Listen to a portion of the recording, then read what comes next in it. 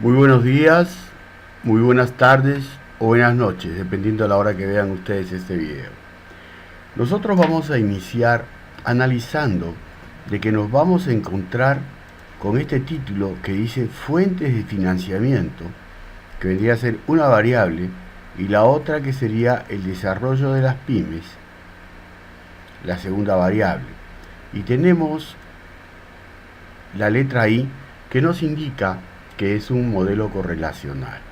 Y si esto es un modelo correlacional, tenemos que ver que esta variable, fuentes de financiamiento, se va a relacionar con el desarrollo de pymes en la hipótesis general o en los problemas generales que vamos a ver, que acá está fuentes de financiamiento y acá está desarrollo de las pymes.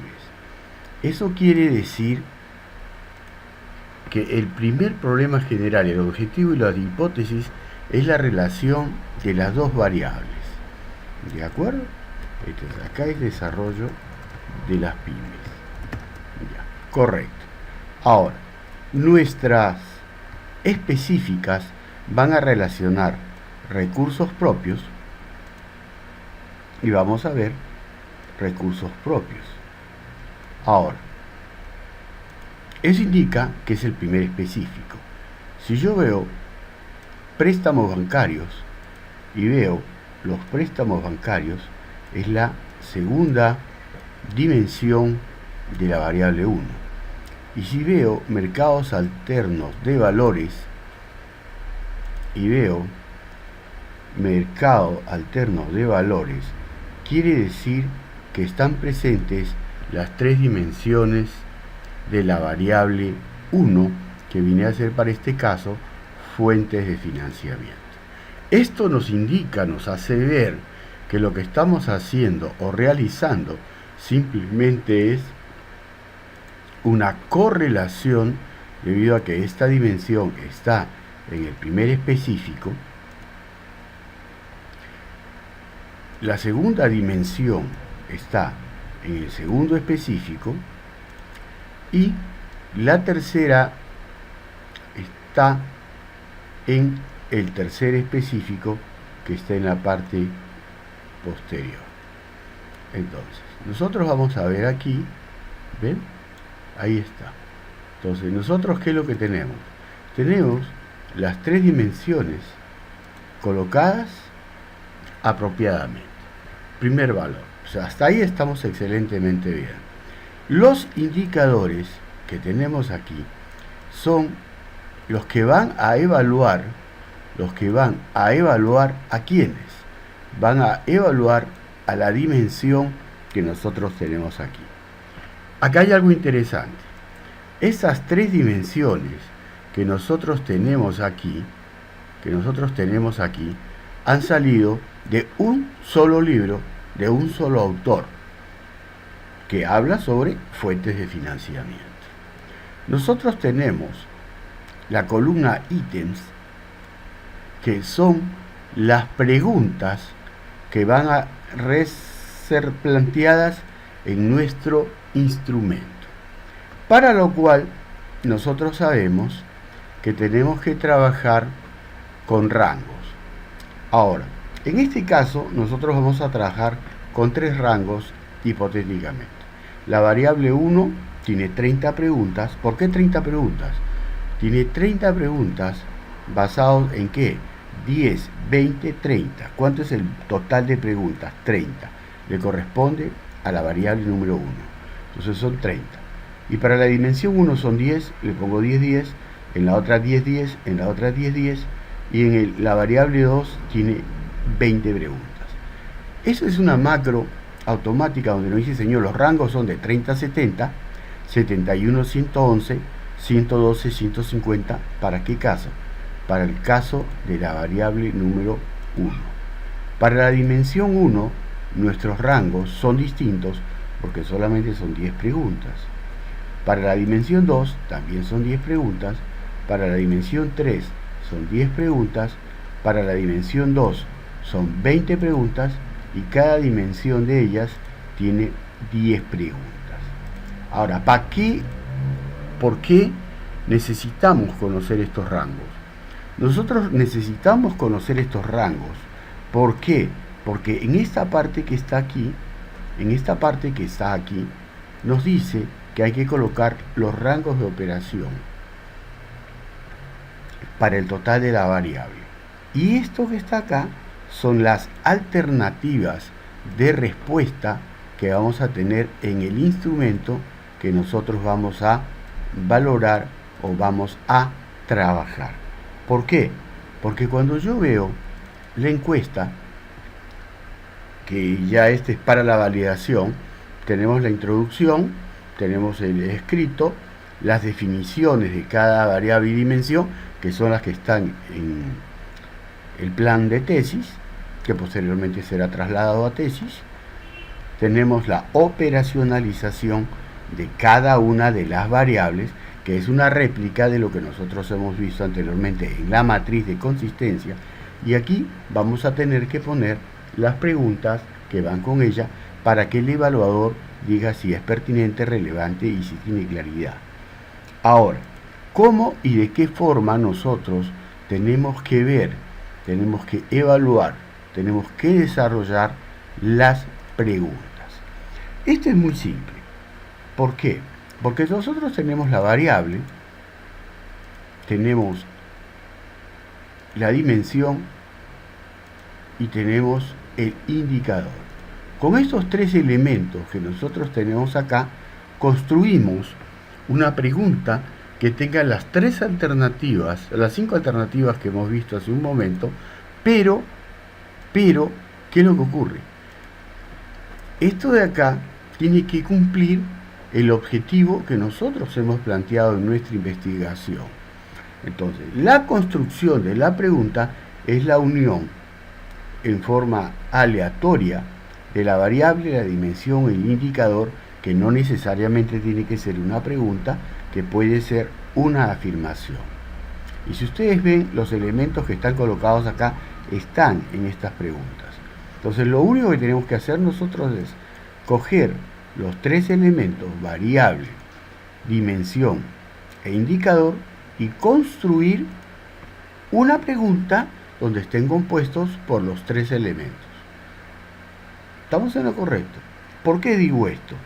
Porque a la hora que nosotros estamos trabajando, nuestra base de todo el trabajo es la matriz de consistencia. Si la matriz de consistencia está errada o es deficiente, todo el trabajo que hagamos está totalmente deficiente. Ahora, cuando yo cojo mi variable 1, tengo aquí colocadas las 30 preguntas y las respuestas que se ha obtenido de la prueba piloto. Y tenemos una sumatoria de la variable total, que es la suma de todo esto, y la suma independiente de cada una de las dimensiones. ¿Y esto para qué nos va a servir? La sumatoria nos va a servir para hallar la estadística inferencial y la estadística de resumen final para hacerla descriptiva. Y estas preguntas que están aquí, o estas respuestas que tenemos de las preguntas, nos van a permitir para analizar el contexto de cada una de las preguntas y para hallar el nivel de fiabilidad que tenemos originalmente. No se calcula la fiabilidad sobre los agrupados, sino de los elementos puros que nosotros tenemos ahí. Ahora, cuando yo cargo, porque solamente he hecho un traslado de la data que tenemos nosotros, de la variable 1,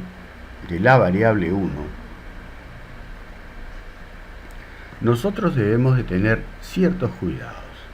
Primero que todo, ustedes van a ver acá que nosotros cambiamos, ponemos los elementos de las respuestas que tenemos aquí. Y tenemos aquí que los valores, que no los hemos colocado, 1 es totalmente de acuerdo, 2 de acuerdo, 3 indeciso 4 en desacuerdo y 5 totalmente en desacuerdo. ¿Por qué? Porque estos son los valores de respuestas que nosotros hemos colocado en nuestro instrumento, en nuestro cuestionario. Entonces, todas estas de acá tienen las mismas respuestas. Ahora, cuando yo tengo cargado toda la data, voy a verlo aquí y me salen los textos.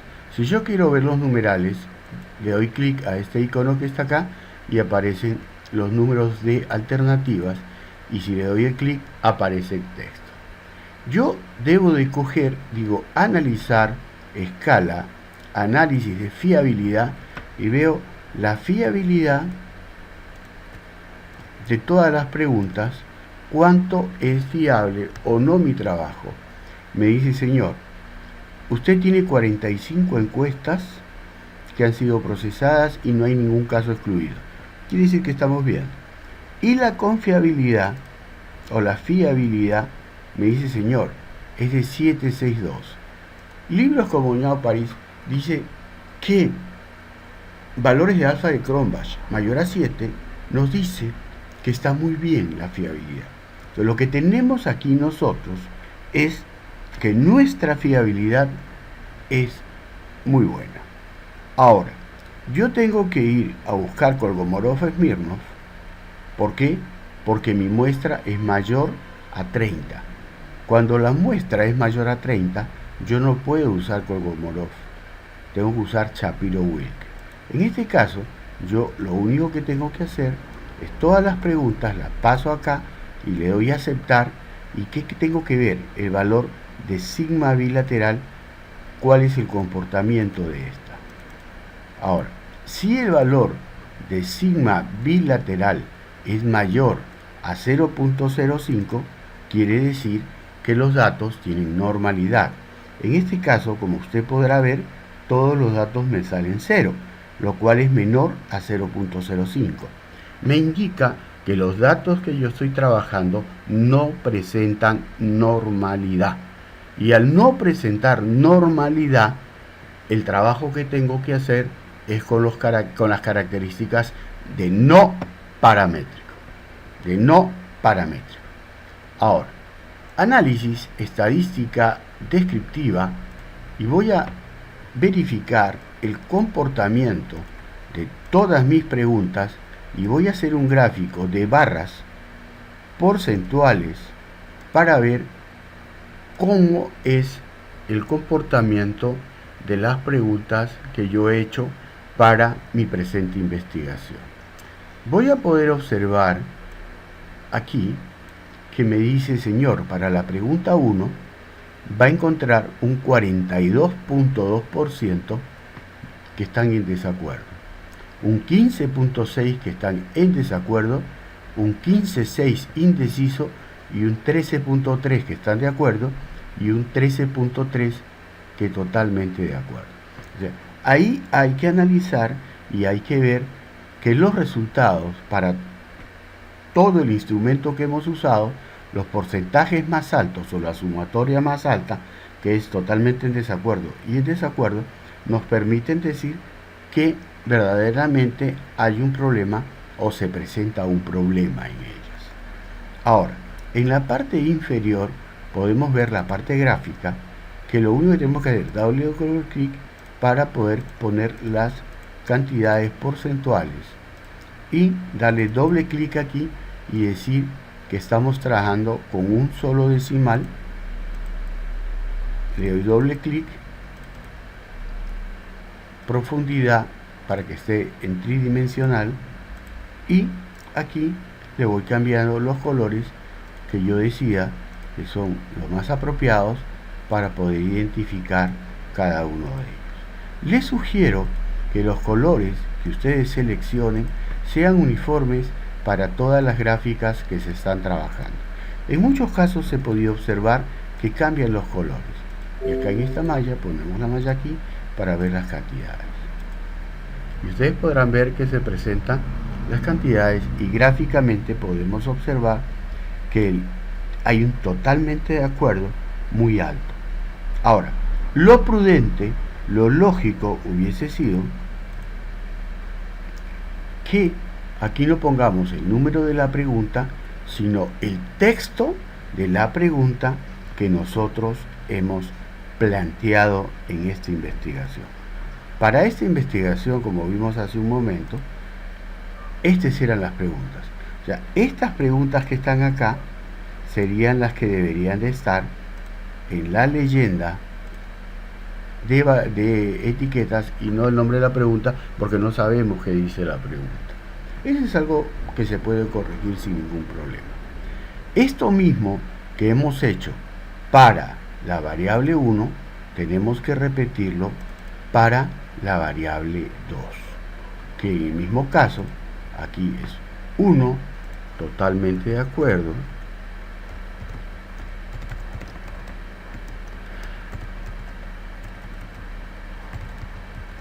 de acuerdo, 2, de acuerdo, 3, indeciso, 4, en desacuerdo,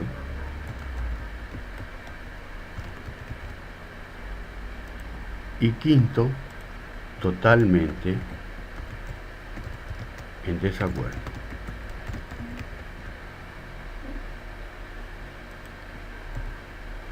Añadir, aceptar, hacemos lo mismo, copiamos, lo vamos hasta aquí y le digo pegar. Como en el caso de antes, acá deberíamos de haber colocado el detalle de la pregunta. Analizar escala de fiabilidad de todas las preguntas.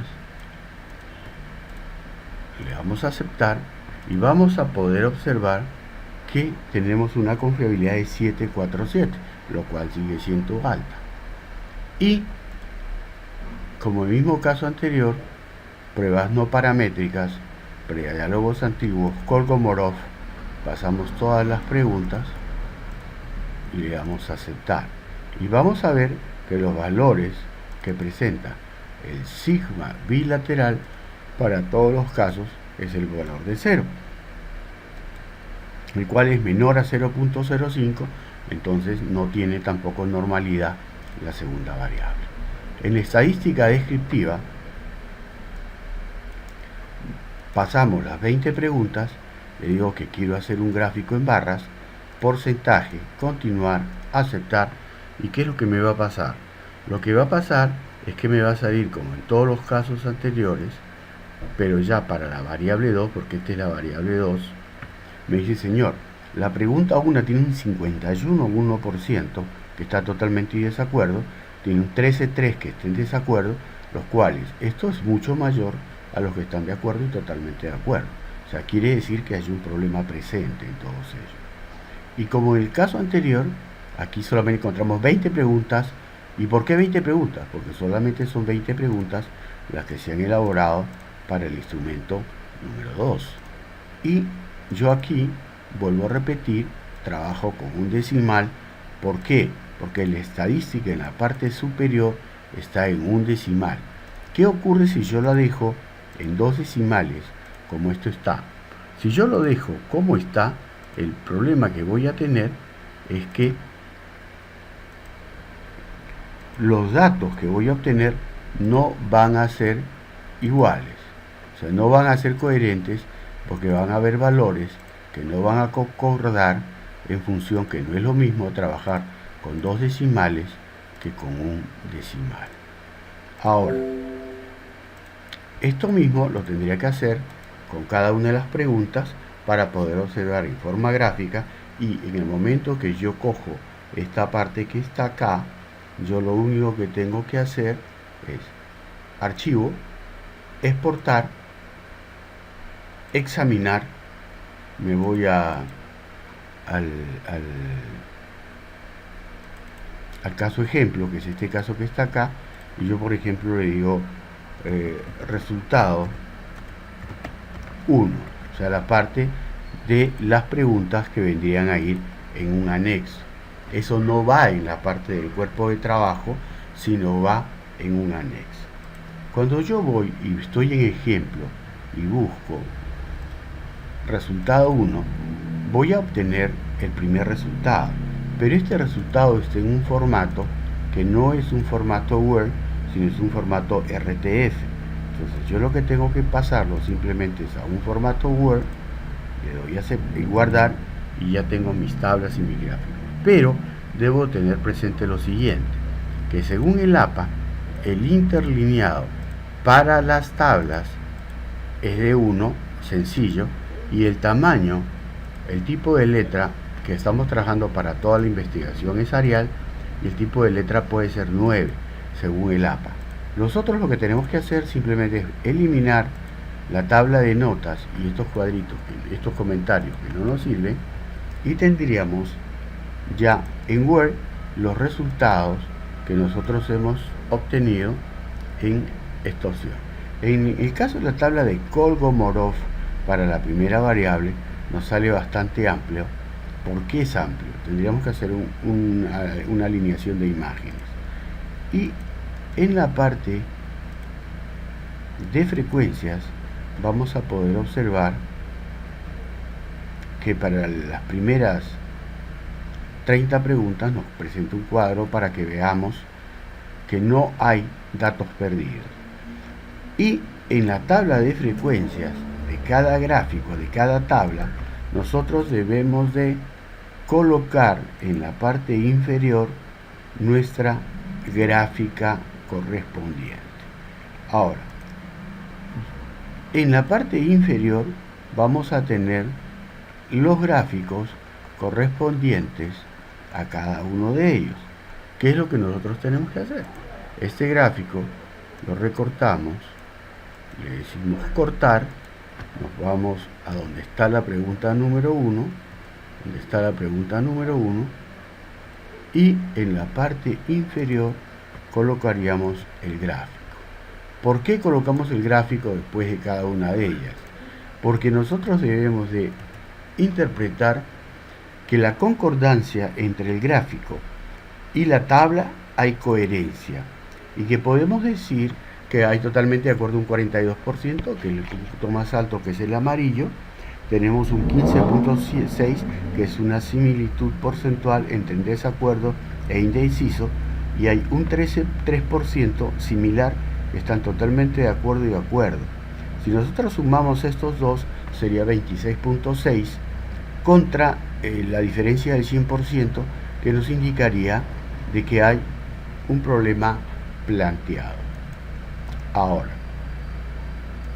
eso es en la parte descriptiva pura, pero cuando nosotros vamos al análisis puro de la data, voy a hacer lo siguiente. Nosotros tenemos las variables y las dimensiones de cada una de ellas. Ahora, yo no necesitaría las dimensiones de la variable 2 para poder realizar el trabajo. ¿Por qué? Porque las hipótesis están relacionadas, las dimensiones de 1, todo con variable 2. Sin embargo, lo hemos puesto ahí por efectos de poder elaborar. Ahora, nosotros ¿cómo hacemos esta parte que está aquí, que se llama el agrupamiento? Señores, voy a hacer un ejemplo porque ya hice la corrida de todo. Yo me voy a ir a transformar y me voy a recodificar una distinta variable.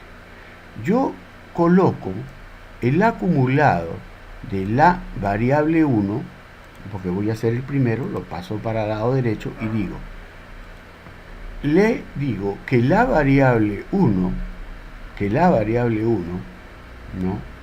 En este caso, perdón, acá vi un lapsus. Yo estoy trabajando con los totales, que es esto que está acá. Yo digo GB1. Le puedo poner cualquier letra, no tengo ningún problema. Y mi etiqueta va a ser fuentes de financiamiento agrupado, porque los voy a agrupar. Y le digo valores antiguos y nuevos. ¿Qué es lo que pasa aquí? Yo aquí debo decir, señor, yo necesito mis rangos. Pero los rangos, ¿de dónde los voy a sacar? Señores, los rangos usted los va a sacar de esta tabla. Nosotros hemos dicho que para la primera son 30, y si vamos a trabajar en 3 agrupamientos, el nivel bajo es 30-70. Entonces yo tengo que decir aquí, teóricamente hablando, que mi primer rango es de 30 a 70. ¿Qué rango es? El rango número 1. Y el rango número 2 sería de 71 a 111. A 111 sería mi rango número 2. Y el rango número 3 sería de 112 a 150, que vendría a ser mi rango número 3. Y le digo continuar, cambiar, aceptar. ¿Y qué es lo que voy a ver en mi base de datos? En mi base de datos voy a poder observar lo siguiente, que ya tengo generada esta respuesta, ¿no?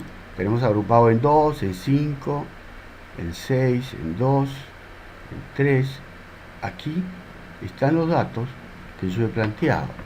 Pero debo de ver lo siguiente, que a la hora que yo he digitado, y lo puedo ver aquí en el SPSS, ¿no? Transformar en distintas variables, datos antiguos. Yo acá he puesto 5 por error, ¿ven? Y no debió haber sido 5, sino debió haber sido 3. Ya, debió haber sido 3. ¿Ok? Entonces, por si acaso, es importante tener mucho cuidado con los errores que ocurren, porque ya está corregido aquí. Pero si yo le doy valores y le doy letras, aquí no me aparece nada. ¿Y por qué no me va a pasar nada? Porque este resultado que está aquí debería de haberlo puesto aquí. Y si yo veo ahora, ya aparecen los textos, si se dan cuenta. Eso mismo que está aquí, yo lo he hecho ya en forma repetida con cada una de estas variables. Ahora, cuando yo hago los totales y esos totales los agrupo, yo ahí cojo y digo análisis, estadística descriptiva, análisis de frecuencia, y paso los agrupados, gráfica, barras, porcentajes, continuar, aceptar. ¿Y qué es lo que va a pasar? Me va a salir los datos agrupados de regular, malo, bueno, malo, regular. Para este caso de fuentes de financiamiento, me dicen, señor, es malo lo que tenemos, un 38.2. Y me dicen que es más o menos, echando a menos, un 61.8%. Y ninguno me dice que es bueno. En recursos propios, me dice que bueno es un 3.6%, que es insignificante, un 63.3% que es regular, y un 32.7% que es malo. Yo acá los tengo agrupados, y acá, como en el mismo caso anterior, tengo los gráficos, los cuales los tengo que colocar a un decimal, los pongo en tridimensional, pongo en las cantidades más pequeñas, y escojo los gráficos o el color que yo desee para poder trabajar mi interpretación gráfica. Correcto. Cuando yo ya tengo esta parte que está acá, que es la parte estadística, me faltaría ahora la parte inferencial.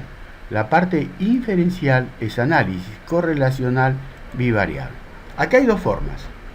Yo puedo tener en una tabla todos mis valores y por defecto tengo que trabajar con Spearman y no con Pearson, porque Spearman se trabaja cuando son no paramétricos y Pearson cuando son paramétricos. Yo puedo trabajar en una única tabla y la que me orienta todo mi trabajo es la variable 2. ¿Por qué? Porque la variable 2 me va a decir, señor, cuando lo correlaciona con la hipótesis general, le sale una correlación de 9.86 dos asteriscos, que vendría a significar que su resultado es altamente significativo y que está trabajando a un 99% de aceptación, un 1% de rechazo, o sea 0.5% por cada cola. Para mi hipótesis específica 1 me dice que está muy alto, que está muy bien porque sale dos asteriscos. Mi hipótesis específica 2 me sale lo mismo. Mi hipótesis específica 3 me sale lo mismo. Y esto no lo debía haber trabajado. ¿Por qué? Porque esto se trabaja cuando es una correlacional causal, donde yo sí relacionaría mi variable 1 con todos los componentes de la variable 2. ¿Ya? Ojo, este cuadro debió haberse sido trabajado solo considerando hasta el valor de la variable 2. Estas dimensiones de la variable 2 no deberían de estar. Entonces, la tabla quedaría ya de esta manera más simple. Variable 1, dimensión 1, dimensión 2, dimensión 3 y la variable 2 propia. Que la variable 2 entre la variable 2 siempre es 1, porque 2 entre 2 es 1, 3 entre 3 es 1. Y el 986 que está acá, 740, 740, 674, me indicarían que la correlación es muy alta. La correlación, pero yo como sé si rechazo o acepto una hipótesis. Cuando yo tengo mi valor de sigma bilateral, y el valor de sigma bilateral, para este caso, me salen todos menores a 0.05, quiere decir que la hipótesis es aceptada. Eso quiere decir que todas las hipótesis que yo he planteado están aceptadas. Eso quiere decir que está excelente mi trabajo. Esta es una forma, porque yo con este cuadro puedo haber interpretado todo. Pero se acostumbra no trabajar de esa manera, sino en forma independiente. O sea, si yo correlaciono la variable 1 con la variable 2, ¿qué es lo que yo tengo? La hipótesis general. Si yo quiero mi hipótesis específica 1, ya no necesito la variable 1, necesito la dimensión de la variable 1 con la variable 2. Y voy a tener aquí la hipótesis específica 1. Y así sucesivamente. Podemos corroborar que los datos que yo tengo aquí de mi coeficiente de Rho-Spearman es el mismo que tengo en la tabla de acá superior. ¿Ya? Entonces quiere decir que ahí es donde yo comienzo a hacer mi análisis en función al modelo que yo tengo trabajado en la tesis. Ahora, cuando yo hablo del trabajo de una corrida piloto, quiere decir ahí que yo tengo que tener, por ejemplo, voy a coger una tesis pasada de un alumno, que yo tenga aquí, por ejemplo, el de Delia Cruz. Voy a coger su proyecto, y en el proyecto que tengo me va a decir en la prueba piloto lo siguiente. Para todos los casos es lo mismo. Yo debo de tener para mi hipótesis general 3 condiciones. Mi variable negativa, o sea que no se relaciona, y la variable de estudio, tal cual yo lo he investigado, la tabla, la regla teórica de la toma de decisiones, lo que expliqué hace un momento, si es mayor o menor a 0.05, y la estadística de prueba de hipótesis, que es el Rho-Spearman. Estas 3 condiciones que están acá es uniforme para todo. Y el texto que yo planteo es lo mismo que he explicado verbalmente, pero aquí está en texto. Eso es lo único que hay que hacer para poder culminar y terminar apropiadamente el pendiente